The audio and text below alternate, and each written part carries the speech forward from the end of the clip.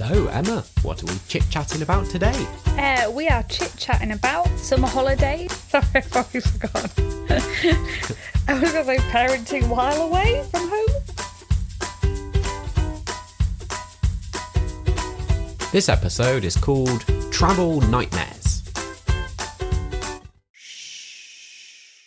Crawl into the pop-up tent with us. We can never get it back in the bag. Welcome back to the Podcraft. It's time to unwind, take a break from the crying. That could be you or the baby. Or the screaming also could be you or the baby. And join in with our honest chat about parenting life as we do a craft activity. We're your co-hosts for today. Generally, normally. Yeah, nothing's changed. I'm Elliot. I'm the one that doesn't drink nearly enough water. Yeah, and I'm Emma, and I drink enough water for everybody. It's been a bit of a heat wave here recently. It has. And so I'm getting lots of headaches because typically you don't drink enough. Very bad at staying hydrated. Not a problem for you? No, every time we have to go for a scan, FYI, pregnant, never have to bother drinking more water than normal, because that's just how much water I drink on a normal basis. We've got lots and lots to chat about today. As usual, I've probably picked a massive topic, bitten off more than I can probably chew. Far too vast. Yeah, we won't cover everything, but that's the way we like to do things. So we'll jump into that soon enough. I just thought I'd share. Last night I was doing a little arts and craft for the podcast. If you don't know, you can follow us along on YouTube, and every episode watch a little thing we're doing, a little arty thing, a crafty thing. We're quite broad with our definition of what counts, but if you're into that, you can watch along. Yeah, so the last one, I made your birthday cake. If you admire it, it's because Lily picked the theme of Spider-Man and Frozen together.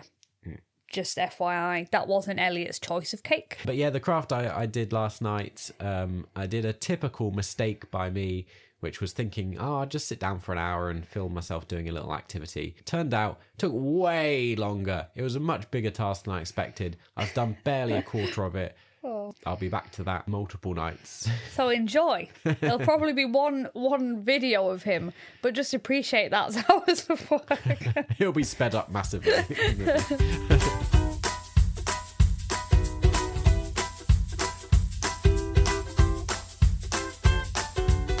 Beep, bop, bop, bop, beep.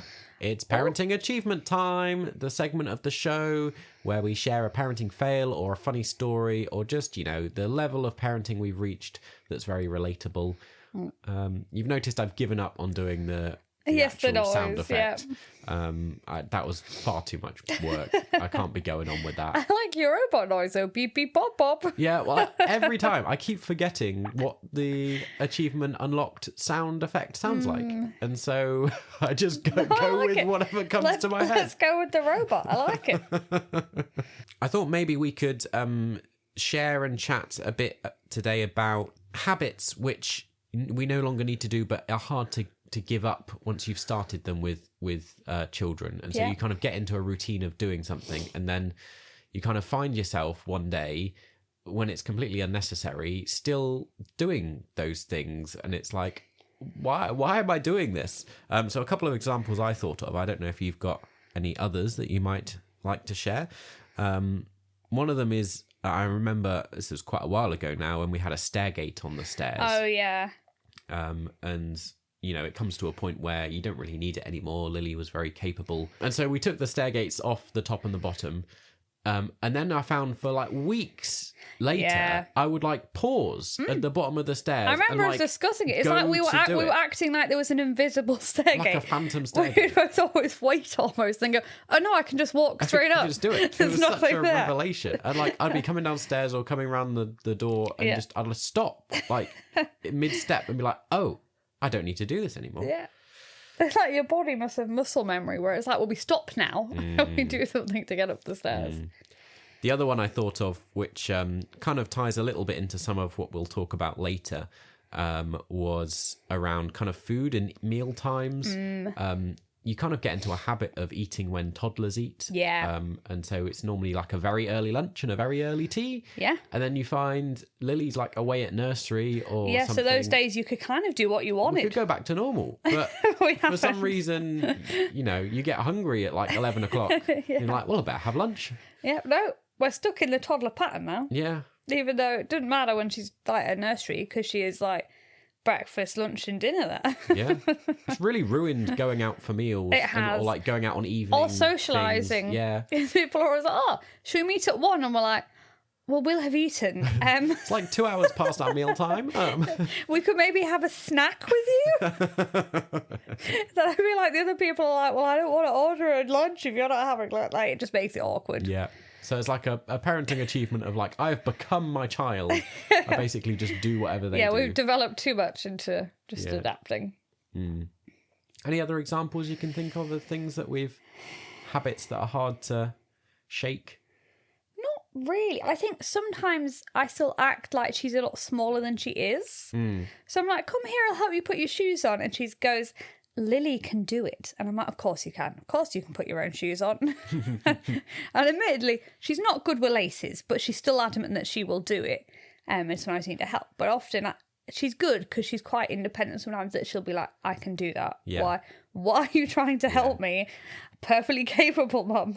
Again, it's kind of like muscle memory, isn't it? I have that with, I always like pick her up to put her in the car seat. Yes. And like, she's now perfectly capable of climbing up into the car and getting in her seat.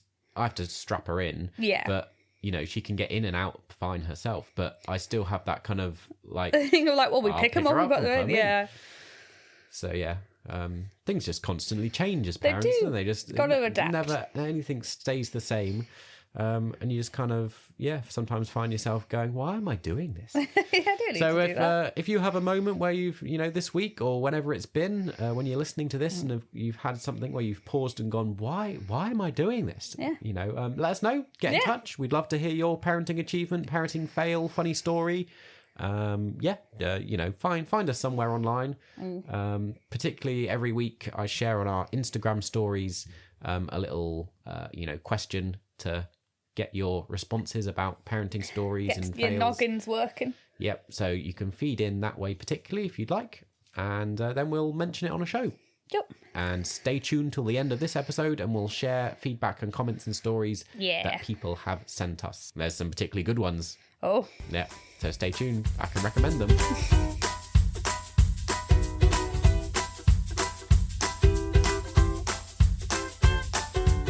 Keep swimming through that mountain of Lego and let's get chatting about the summer holidays, about family holidays, about travelling. Yeah. There's quite a lot to get involved with here. I should have maybe broken it down into multiple episodes, but hey-ho, that's it. I've done it now. Well, I'm sure at a later date we can revisit if we feel like we haven't done something given something fully justice. Is that a phrase? Fully justice. That's the justice it deserves. Yeah. If you're listening to this when it comes out, well, even that probably is not true, actually. At the time of recording, we're in the first week of the summer holidays, and so this seemed like a good topic to kind of cover. And I recognise that, not everyone goes away during the summer holidays. That's perfectly fine. We're not actually. This year. We're not going away. So shall we start with, I thought, kind of travel first, and then move on to like the actual parenting when you're on holiday, considering that kind of is the chronological order of what happens. You you travel to get there. Travel to get somewhere, don't you? That's a good point. If you've a regular listener, you will know Lily's not a good. I mean, Lily's not a good traveller all round, I would say. In general, not a good traveller. I'd say the car's her least favourite, realistically now. Yeah. It's a challenge. Yeah. Definitely. We'll come to some stories about that in a second. And then, of course, like train, we've tried doing some trains and some long train trips because, again, we were trying to avoid the car because we struggle so much. And then, obviously, like going abroad on a plane. We've not tried boats, I don't think. No, Have we been anywhere on a boat? We haven't tried boats. No. What are there any other means of transport? I mean, Lily likes buses, but we've never been like away on a big, long bus trip, coach trip. Well, it's like we've been on boats, but not far. Like we've been on little cruisy things, you know, you go around a town or something. Often I always forget to explain, a misconception when I say like Lily's not good at travelling. I think a lot of people jump to the conclusion that Lily's car sick. Yeah, it's not. And I know that's a challenge a lot of people do have, but that's not what we struggle with. Lily's actually fine in a car. She's not car sick. She's not. she just gets very grumpy and bored, and then she just hates it. cries and screams. We've managed. It used to be half an hour. Yeah. We now manage an hour comfortably. She doesn't get too upset. Yeah. And when we're meeting upset, I mean, she will start screaming until we stop and get out the car. Yeah. And like, we have to take a break. Fortunately, we've gone through the phase now, but we went through a long, long time where she would like try and get out of the car seat. Yeah. And she's very successful at getting out of the car seat. So like, once you cross that threshold, half an hour, like you couldn't just keep going. No. Because we even got extra strappy things. Yeah. But she's like a octopus. Like she could somehow, even if it was the tightest car seat, she could somehow still wiggle. I think it's the pure rage she has. She could somehow wriggle her hand out. It's a good way to describe it. She has pure rage. It's just car rage. It's car rage. That's what it is. I don't know what caused it. I think we've mentioned before, like, possibly our theory is that, you know, being a lockdown baby and growing we didn't up, go anywhere, we really. didn't really go anywhere during pregnancy and in the very early, and so she just wasn't that used to cars, and so she just finds it she hates being confined and strapped in. Confined. So I say it's got better. Yep. It's still so yeah. The tricky bit is though, either we have the option of holidaying somewhere that's within an hour car journey of our house, which seems like a waste. Yeah. Or, you know, even to get to my parents down south, it's 4.5 hour drive. And to get to a holiday destination, normally we're looking at, you know, about 3 hours. 3 hours, Me and you, we love Scotland. We'd love to go We back. haven't been with Lily because it's too far. It's too far. Like, before we had children, we used to go to Scotland every year. Every year. Yeah. We loved it. But we can't get there. We can't make it. It's too far. We'd have to, it'd take 2 days. We'd have to stop so often. Yeah. Yeah. And people say, have you tried travelling at night? We have. Yeah, we've tried at night. It's been mildly successful, but the problem is if she loses it at night, it's horrendous because then she hasn't got as much sleep as she's meant to. So it's and like a risky game. She likes sleeping in her bed. She's not one that naturally sleeps in the car. No. I know a lot of children. Yeah, she doesn't naturally go to sleep. No. The issue with the car is both a positive and a negative. Often it sends kids to sleep, which is good for travelling, but then maybe not so good for night times. But at least you can deal with that. Yeah. But Lily doesn't sleep in the car. Sometimes works. Sometimes does. Sometimes backfires. I thought people are going to go, hey, have you tried travelling at night? And I'd be like, yes, we have. Yeah. I mean, if you have tips, please do send them. I mean, we might go, we've tried that. Doesn't work.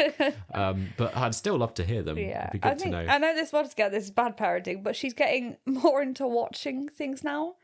So I'm hoping it's getting easier because as she gets older, she can engage and absorb things. Like she can see stuff out the window. We chat about what animals can you see. Yeah.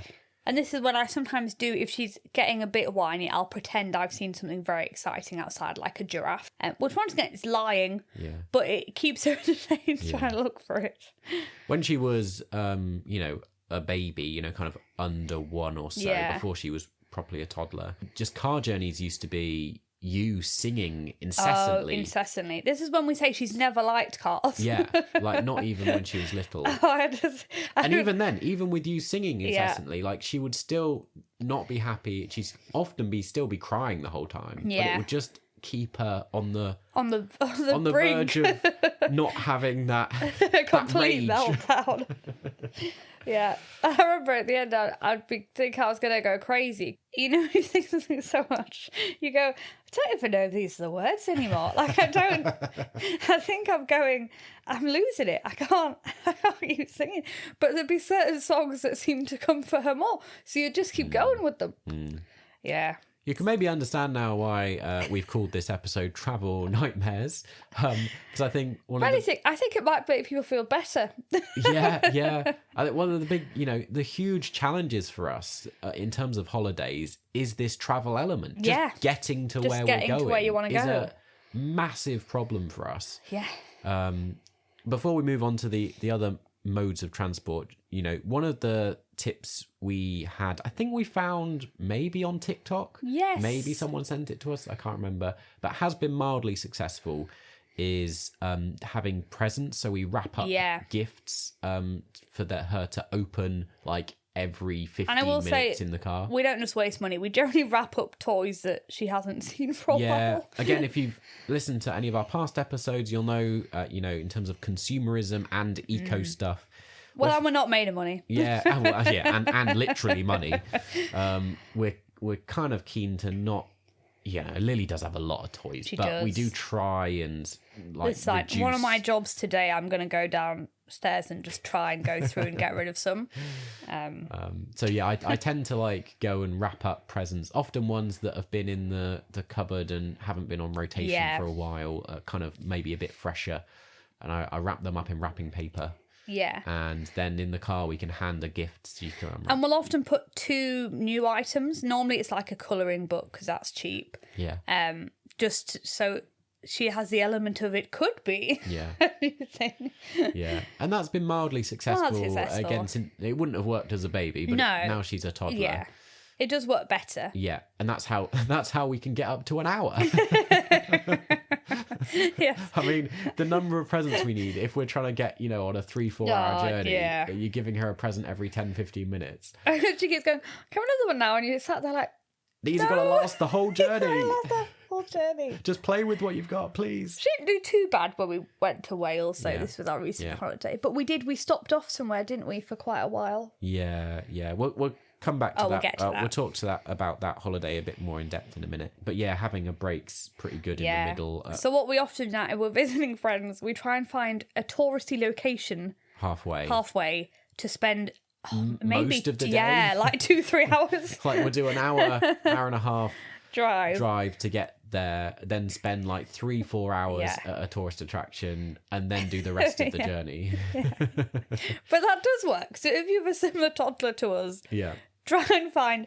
This is quite middle class, but we're National Trust members, so any National Trust place handy. Yeah, it's pretty good. We've also been to train museum things halfway to places. Yeah, or just soft play centres. Or just soft play, yeah. Or even just a pub for lunch. Yeah. Can be quite a good distraction if you spend long enough there. Yeah. I suppose with all travelling, but particularly in the car, just stocking up massively on snacks and drinks. Yeah, snacks and drinks. Normally you have a huge bag with us. Yeah. That's okay, well, and then so some of the other things we've tried is doing a train journey, because then that avoids the need to be in the car, which has been mildly successful. Because she doesn't have to be strapped in. And she likes train. Weirdly enough, I think part of it's because she likes Thomas.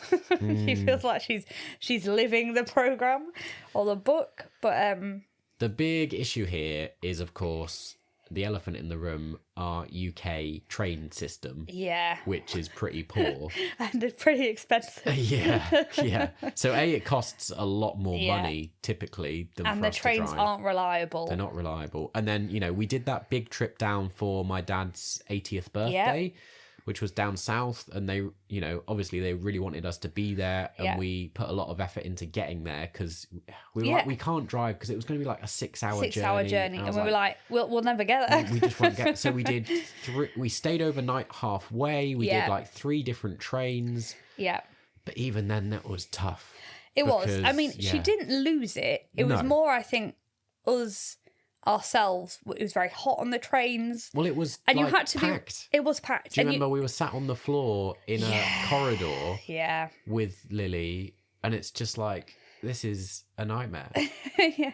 This is horrible. This is what I'm like. Why are we doing this? She coped very well with the train, but it wasn't a pleasant journey. Yeah. And I hated it because I get a bit train sick. Yeah, he doesn't. This is probably he doesn't do well with trains. I'm not a great train traveller. I find it. You're not great with timetables and stuff. Whereas I don't mind. I'm quite used to all that. But it still wasn't because certain trains get cancelled. Then you're like, oh right, so we're gonna have to get this train. It takes a lot more brain work to work out how you're getting places. And theoretically, if the system worked fine, you wouldn't have any of these problems. But we found both ways travelling. I think we encountered problems both ways. So I mean, maybe with a new government, trains might improve. Well, I think they're going to renationalise them, so I'm hoping that helps. There we go. Fingers crossed. We'll see. If this podcast we're still doing it 3 years, we might go, oh yeah, it's not worked. Yeah. Our big thing really is we are majorly hoping that a new sibling for Lily is going to really help with all this travel issue, that she will be distracted having someone else. And then the big one, plane travel. If you thought cars were bad for us, planes, we have basically abandoned plane travel for the last But she's while. now great. Well, she was when you went with her. Oh, yes, that's true. And you went first class, all paid for expenses trip. By my work. Yeah. But she was good when we went to Amsterdam. Well, this is also, she's a bit older, so I don't know if she'd also just deal better with planes anyway. But the first plane trip we went on, she actually wasn't bad on the way there. Was that true? Well, looking back, I think we would say it was okay. At the time, we found it difficult. But of course, since we've had way worse experiences. So again, I think a lot of people struggle with plane travel, like, again, with like sickness. Yeah. A lot of people where they've been sick on planes and stuff. And once again, that wasn't an issue we encountered. But when we first went on holiday, she was 1. We went abroad. And that wasn't too bad. Well, yeah. She didn't like being sat on your knee particularly. No. We tried to do a nighttime flight so she could sleep. Yes. It was a 3-hour trip. And like you say, it wasn't too bad, but she really struggled to go to sleep. Well, it's because the lights were still on. Oh, no, they dimmed them for takeoff dimmed and them, landing. that was it, yeah. And we were like, oh, this is great. It Great, could stay yeah. like this. And then once we were up in the air, all the lights came back on and we were like, Oh, great. Once again, a lot of kids maybe would just sleep through it. But Yeah. Lily, even at 1, was Like the lights off. I'm being forced to be strapped onto this person. But then later, when she was 1.5 or so, we did a trip to Disneyland for your 30th birthday. Oh, yes, we did, yeah. And to see your sisters. Oh, yeah. That was... Of course, your sister in France, Becky, lives in Paris, and we went to see her. Yeah. But that trip was what really put us off plane travel. That was horrific. It was so bad. It was bad on the way there. Again, we were just at that age where she couldn't have her own seat. Yeah. I mean, you could say, fortunate, we didn't have to pay for another seat. But yeah, definitely in hindsight, she'd have done better with her own seat. She hated being strapped to you. And she didn't have enough room. And her legs are quite long. And she just wanted to get off the plane. Just hated it. She kept trying to find our passports, because even at 1.5, she understood we had them to get on the plane. Yeah. So she kept trying to find our passports and grab them and basically run off screaming. But I'm not kidding. The flight's like an hour. The whole hour, she was hysterical. Yeah. Like... And we talked about that rage in the car. It was like that, but more on a plane. And public. Yeah. Everybody has to see it. She was like, I can't remember how we described it. She was like she was possessed by a demon. She was like writhing all over you. She's like throwing herself about. Her face was red. From screaming. I kept thinking that she's going to have a huge rash because she's so hot. Yeah. She's so hungry. Yeah. She'd be like clawing at the belt on her to try and get it off. And just like... And the staff, I want to say, was so nice. And the passengers were nice as well. Nobody was mean. Everybody kept going, oh... I think also they could see we were actively going, why don't we try Disney? Why don't we watch something? Yeah. Yeah. Somebody even was like, the poor woman beside us. Yeah. At one point, I think she ordered like 3 vodkas, and I really felt like being like, "Would you like me to pay for these vodkas? Because I feel like we've driven you to drink. Yeah. Because this can't be a pleasant experience. Yeah. And I remember I kept apologising, and she kept saying it was fine, but I really think the drinking was our fault. Oh, yeah, that was horrendous. There was a lovely woman opposite us who'd been trying to help us. Yeah. And which very good. She's very tenacious. So we've picked up this phrase now. Whenever Lily's got completely lost it, we go, well, she's very tenacious. Yeah. But that's a positive. Yeah. I remember we met Becky and she said we looked like broken people. Yeah. Like they came to pick us up from the airport and she said me and Ellie looked really pale. Yeah. And like we'd been through like some kind of trauma. And I remember at the time going to it, I don't know how we're going to get home because I can't go through that again. Yeah. And Becky was like, what do you mean? I said, I don't know if I can get a flight back. I don't know if I can do it. And would you know, the flight back was even worse. Even worse. I took some videos on the way back, which I did feel guilty about. You were sat there trying to do this and like I was videoing it. But There's nothing you could do. yeah, exactly. Like she didn't really want me either. No. We tried switching, but she was unbelievably, if you saw these videos, you wouldn't believe she could be worse. Yeah. But she was worse once she was handed to Elliot. So yeah, just horrendous. Yeah. After that, I was like, we're now travelling abroad again. But we have been abroad again since then, and it has got a lot better. Honestly, I think since she's been in her own seat, she's actually been basically fine. Yeah. Once she had her own seat, she was very happy. Yeah. But we still have this worry in the back of our mind. It's all like anxiety that she'll suddenly lose it again. So we try to keep plane trips pretty short. Yeah. We've not attempted anything over an hour yet. We're thinking next year we might try a 2-hour trip. Yeah. See how it goes. I think luckily she's getting to a better age. And our main tip for all of this really is take someone with you. Yeah, don't go just as a family. Get a grandparent, Yeah. a friend, and go with another family. You know, go with families, cousins and siblings. Or I mean, I really like us going as just a little family unit, but it makes it so much more difficult. It does. Just having someone else there to distract, to give you a break from parenting now and again, to help out, it just really helps.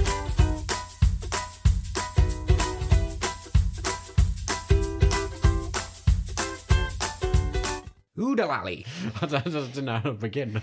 You Robin Hood. You can get more involved with our Don't Wake the Baby community in the YouTube comments or over on Instagram, both of which are at Don't Wake the Baby _podcast. Our real aim is to kind of connect with all of you out there, other parents, particularly around Yorkshire, but wherever you're listening from.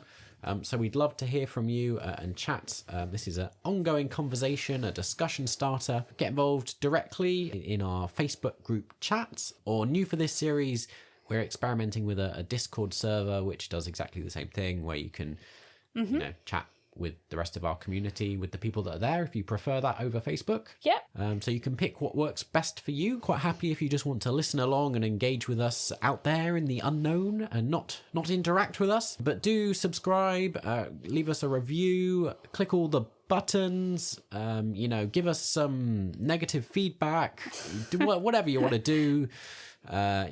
Feed the algorithm so that we can keep growing and developing. We're an ad-free podcast, sort of. Other than this little segment in the middle where we just like take a moment to kind of share why we're doing this. But we don't have a sponsor. We're not like making money from the show. But we are supported by the Methodist Church because, we're Christians. But we're not really like religious churchy people, churchgoers. What do you reckon? Would you describe your spirituality? Put you on the spot, Emma. I think I would say I'm a very liberal Christian. Yeah. So basically, we don't have any fire damnation in our in our lives or judgment. Yeah, that's it. I think kind of our faith stuff is a bit like our parenting. We're kind of very non-judgmental. Yeah. We don't really mind what you believe or anything. It's more interested in how you act. Yeah, I think we're very much whatever works for you works for you. Yeah, exactly. If you've got like a different belief system that works just as well for you, then you do that. And do the best you can. Just deal with each day as it comes in your faith and in your parenting. Yep. I think the main thing for me is just, like being kind to people. So, this is just us chatting away because we like doing it, and it's something to offer you to get us through the sleepless nights. And I hope it's helpful. Find out more about what we're up to, about getting involved, the community, how you can find out more about our faith and spirituality, or all the stuff you can find on our webpage. Ta-da! Oodalali!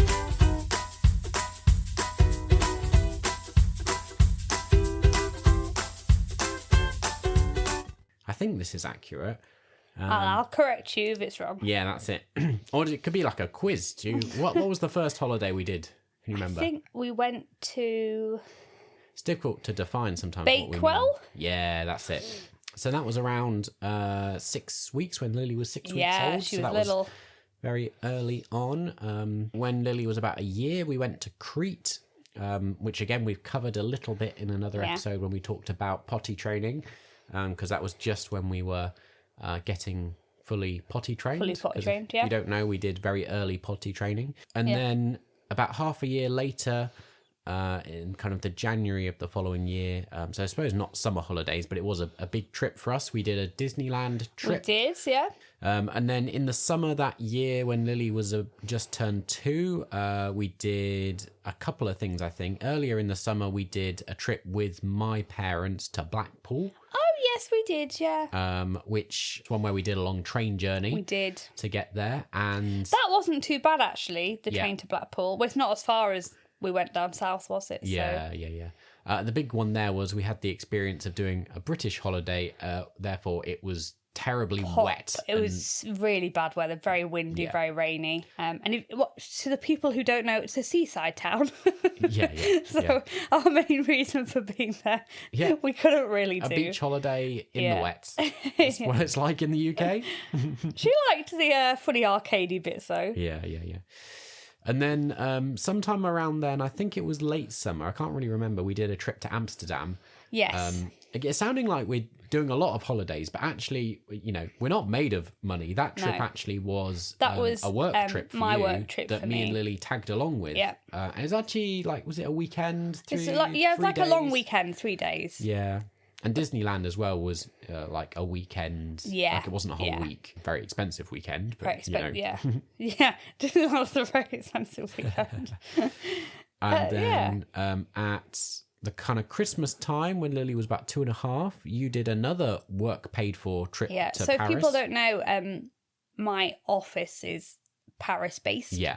So for their Christmas party, they always pay for everybody to go over. Yeah. And you during COVID times, you didn't do a lot of traveling. We didn't. Obviously. So they basically had a lot of. At the minute, they've got a lot of funds. Yeah. So you've done quite a lot of traveling recently, and were able to take Lily with you on that occasion. So that wasn't a family holiday, and it wasn't a summer holiday, but it was a trip abroad, and you flew, and I think it's kind of counted like a. Then we come to this year where Lily's 3. And it's been a bit more toned down this year. Yeah. We've done one family trip to Conway in North Wales, and we drove there. And we've not really done anything else. We've done a little bit of camping in the garden. Yeah, camping in the garden. But that's about it. Yeah, we have no plans for the rest of this year to go anywhere. We're hoping next year it's going to be Elliot's 30th. So we've booked it's more like it's another British holiday. And maybe we'll try and go abroad properly, but we'll see when we get there how we're all doing.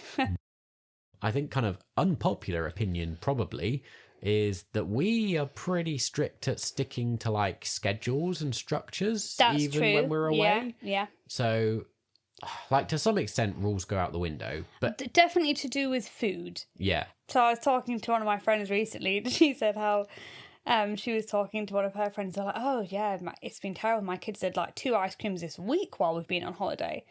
And she looked at me and she was like, "Yeah, that was every day." And I said, "Oh, multiple times a day." When we're on holiday, I really, because they're in a new place, I'm like, it's a holiday. I don't care if you want to have an ice cream, 3-4 times a day. It's holiday. I'm not going to say you have to eat certain things but with regards to schedule, we are quite strict because she gets quite grumpy if she's not on her schedule. Lily's always been quite a routine-orientated child and doesn't really do well being taken out of that. But we're both quite routine-orientated people. We are. It's true. We're not spontaneous.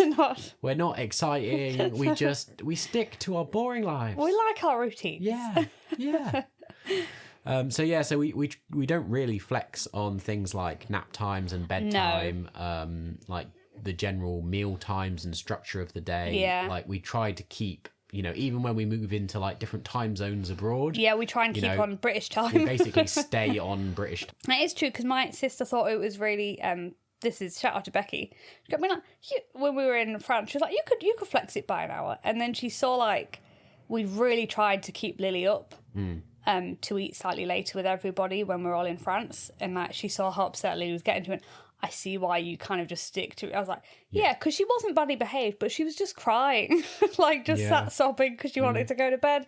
And I was like, yeah, she doesn't do well going out of the routine. And I think it's hard sometimes because other kids are fine, and it's hard for people to understand. But when you go, no, she has to, like, she's really thinged about going to bed at a certain time. And holidays can be quite, exhausting. Just because, you're in a new place, there's so much stimulation, you're doing stuff all day. There's a temptation, to just go out and pack every day that you're away with activities and make the most of it. But it can make your life miserable. Yeah. I think, we tend to keep it fairly relaxed. Well, this is, we've also learned, this wasn't about the Welsh holiday, but I know some people go, it's very uncultured, but we really have grown to like all-inclusive holidays where you don't really have to go anywhere. Yeah. I know it sounds like people are like, oh, well, what's the point of going? And for us, it is the weather, because, we're British, it's not good weather here. And it's nice to go somewhere else and have a beautiful pool. And I know people are like, you don't see any of the culture. I'm like, you know what? We don't really. Yeah. But what's easy with a kid is that there's going to be entertainment and there's going to be a pool and where everything is. And you don't, unless you really want to go on a trip, you don't have to. Yeah. You could just stay in this little zone and it's easy. And I know people don't like that, but I'm just saying. For like, holidays abroad where we plan it, this is now going to be our future for the next probably 5 years, because that's what's easy and doable. Well, as we're talking about it, why don't we transition into a little segment that I was going to bring up later. It's a return to a segment that we used to have a while ago.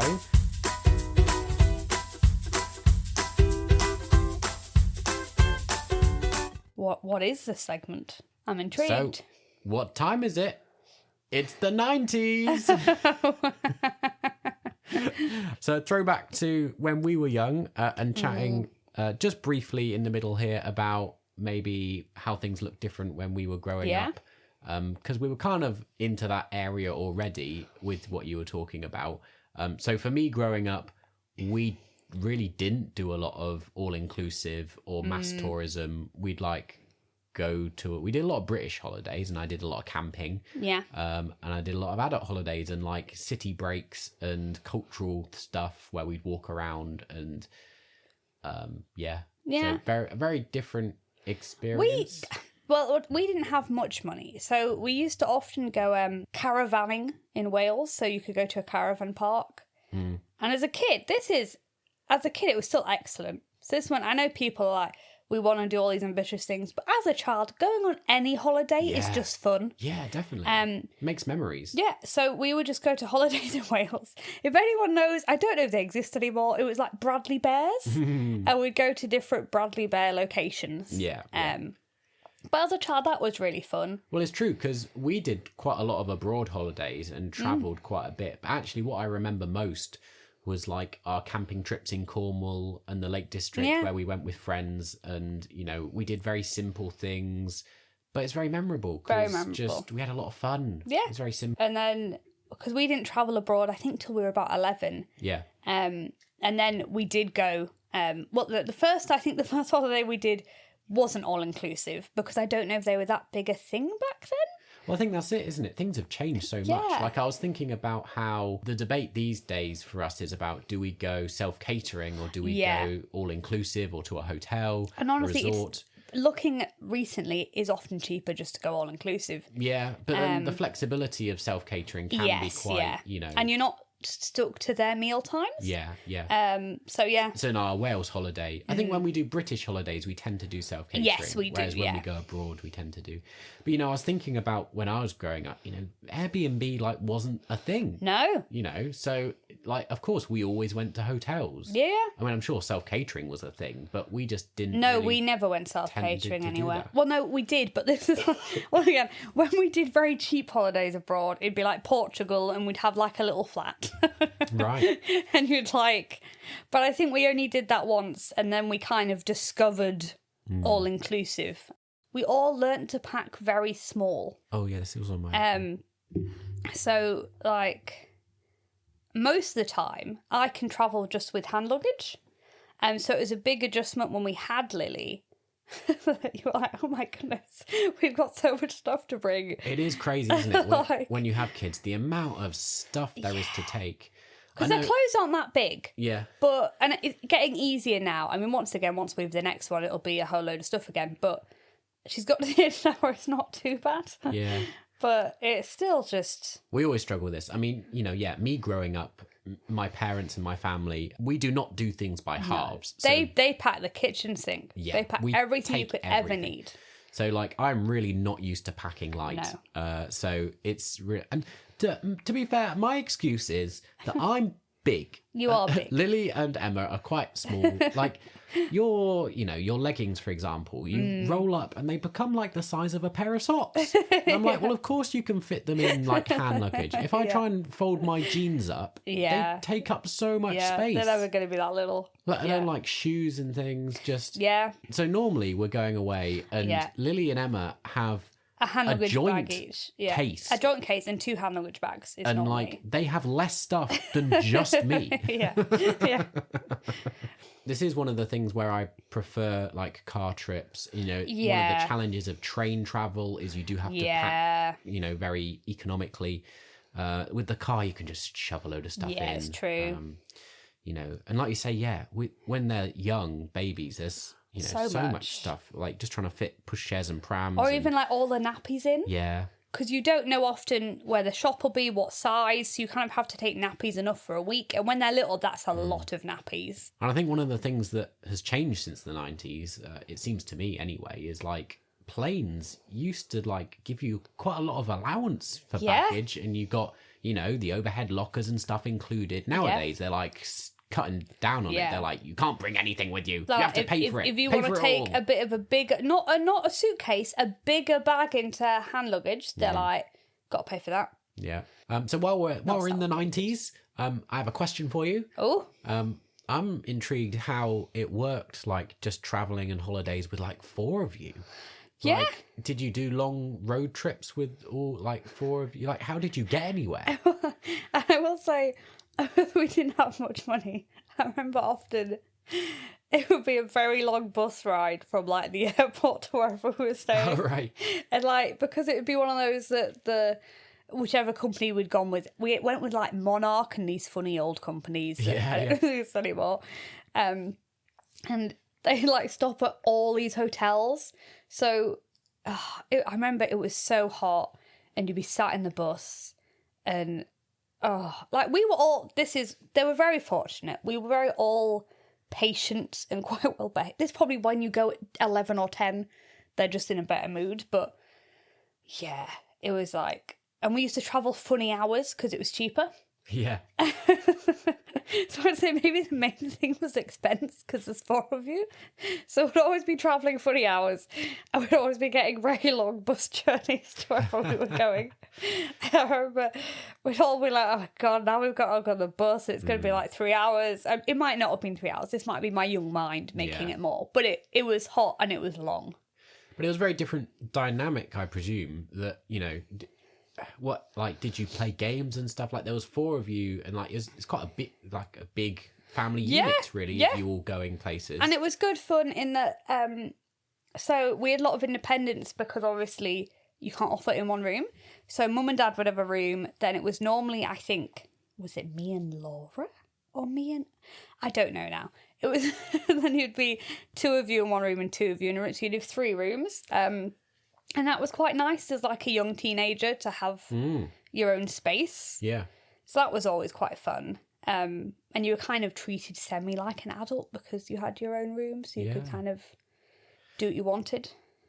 It's just so different for me because obviously being an only child, like my main memories of like traveling and holidays and stuff are kind of entertaining myself on long trips. It's when I talk about car games and he's like, what do you mean car games? And I'm like, and I like introduced you like the alphabet game and so you each have to say an animal beginning with different letters. Yeah. Whereas our car journeys, it would be my mum and dad listening to Radio 4 and the news or something, and I'd be sat in the back with like my portable CD player listening to like Harry Potter audio books. Yeah. Or later on, I think I had a portable DVD player with like a little folding See, this shows screen. you were quite fancy. We didn't have those things. Yeah, I know, yeah. because there's only 2.5 years between us. They definitely would have been around at the same time. Again, it was like, yeah, I don't know, early teens, and I remember eventually getting a portable CD player, but it wasn't as fun because it was more like a community event in the car. Mum and Dad would often put on, this is when we're once again the 90s, they'd put on CDs. So this Yeah. is how like we'd all just sing along to Meatloaf or ABBA or, yeah. you know, the Carpenters or something. Whereas I'd be watching like Star Wars prequels on my little screen, just sat by myself with my headphones in. It's true. So like, you know, fast forwarding, we're out of the 90s now, back into current day. Yeah. We have Disney CDs that in the car that for a while but like these days, We just put Spotify on my phone, don't we we? just use Spotify. Like we don't need CDs anymore, but yeah, we still listen to Disney songs and things do. and on long journeys. And that's something we do to try and keep Lily entertained. So yeah, I suspect Lily's growing up and experience will be more similar to yours than it will be to mine. But I think that's because it has my influence. So I'm like, let's listen to some songs. Let's play a game. Go on. Yeah. So back into what we were talking about around parenting when you are away. There's all sorts of things, isn't there, really? We've mentioned about food and sugar and ice cream and stuff. There's also like the same thing with toys. Yeah. So when we were away in Wales, I don't know, somehow we ended up buying like a new toy for Lily every day. I mean, it was quite good because there was a lot of charity shops. Yeah. I mean, we're getting a lot better, not getting our toys, but we're getting a lot better at going, you can have a toy, but it's going to be this price. So it's going to be like one of the cheapest toys we have here. Again, we're trying not to buy loads of stuff and trying to be good in terms of consumerism and the environment, but just sometimes you want to avoid a tantrum, you want to distract her, and sometimes I feel this is when I think because I grew up, and once again, not terribly poor, but we didn't have money to spend. Yeah. I often get into the mindset, it isn't terribly healthy, where I go, oh, but we could. Like, it's not going to hurt us. It's not, she really wants this thing and, like, it'll make the holiday fun. And I think because I'm not in the necessity of, well, we couldn't spend that money on the toy. And I don't know if it is a good mindset. But it's often, I have to go, but will it hurt anyone? No, let's just get it. That she has really loved the puffin toy we got. But this is a problem. She shows a lot of love to her toys. Well, this is, this ties very much into the episode we did do around kind of the pressure to buy things as parents. And, when you're on holiday, you tend to do quite a lot of touristy things. Yeah. And it's in those places where, you're coming out and you're directed through a gift shop. Yeah. And it's like, no, please don't put the cuddly toys right in Lily's eye line. And then she's like, yes, I would like a puffin. I would like a puffin. Yeah. Or we're just bad parents and like halfway round, going around a National Trust place and halfway around we're like, she's losing her patience and we're like, just hang on and we'll buy you something at the gift shop. Okay, deal. Just bribing her. Yeah, come on. And then you get to the gift shop and realise it's like 20 quid for like a tiny little thing. It's like, oh. It's good. I know it sounds stupid, but if she's been to similar places before, she's not as enamoured. So like with aquariums now, she's really uninterested in the toys because, and we haven't even bought her that many, but because I think she's like, we've gone to quite a lot of aquariums. Yeah. She's like, well, this is like every other aquarium toy section I've seen. She's no longer taken by them. True. So in some ways, I think she's kind of become desensitised to certain things. Yeah. It's interesting, isn't it? I wonder what other people do on holidays. You know what? Like, I think we have very similar patterns of, I don't know whether it's just because we're, a bit middle class, but, when we're abroad, we do a lot of beach stuff and just sit and enjoy and swim and things. And we'll maybe do like 2 trips total the whole time. Little excursions. Yeah, sometimes a boat trip and sometimes like where you go to the old town or something. Yeah. You can tell we often go to like Greek and Spanish islands and things. So, you get the idea. And then UK holidays, we do all the like typical National Trust, English heritage, like gardens and. I mean, if there's a beach, places. we normally go to the beach. Just the weather's not normally great. Not normally great, no. Like a so UK beach holiday. In Wales, we had to really go. right, these 2 days, it was the first 2 days, it's going to be sunny. Yeah. So we need to go to the beach Yeah. these 2 Beach days. today. This is it. It's our only chance. We've only just got here, but we need to go We to the don't beach. care if you don't want to go. We are going. Yeah. But the weather wasn't actually too bad for it being We Wales. did okay. We yeah. did quite well. As things go. Yeah.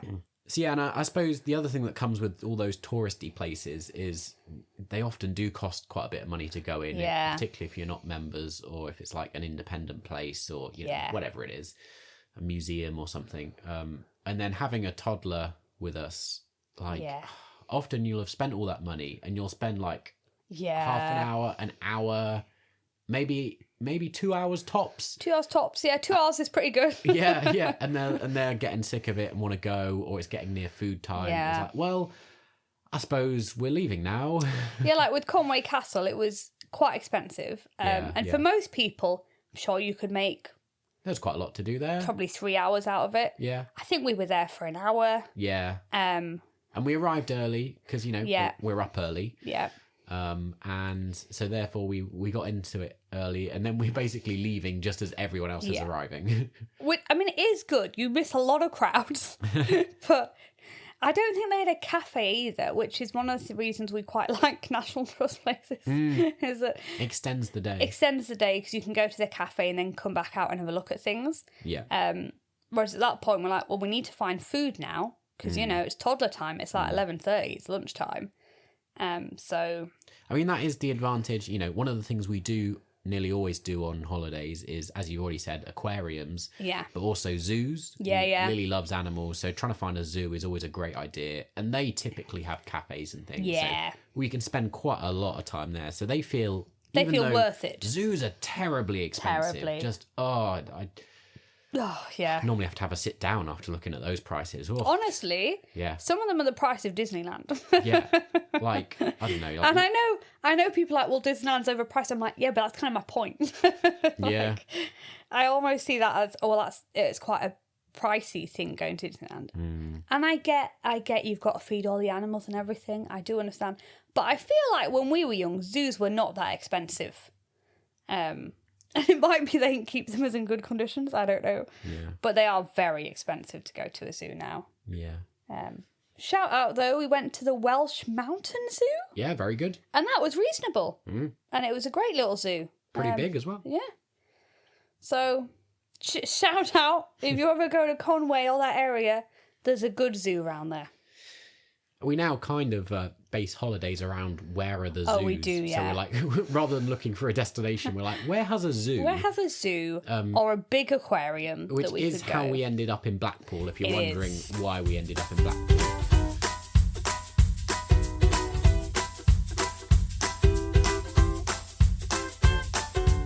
So, darling co-host, how would you rate the summer holidays on a scale of ice cream to kid scream? Well, I thought I would try and, formalise this a little bit and provide 4 different categories. We'll see if this Ooh. sticks or not. And Okay. I might end up changing. So my 4 categories are currently titled Sleepless Dread down at the bottom, Illness Anxiety, A Screen Time Escape, or A Top of the Ladder Childhood Memory.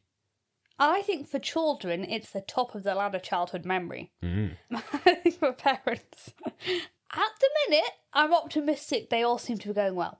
I would say, had you asked me a year ago, I think, is it Sleepless Dread Yeah. about travelling? I think I would have had that. We've had some horror stories, had- haven't we? yeah. I think holidays can be like a good escape, a screen time escape. Because I would say, like, Get out our of our recent one rhythm. in Wales, she did really well the whole time.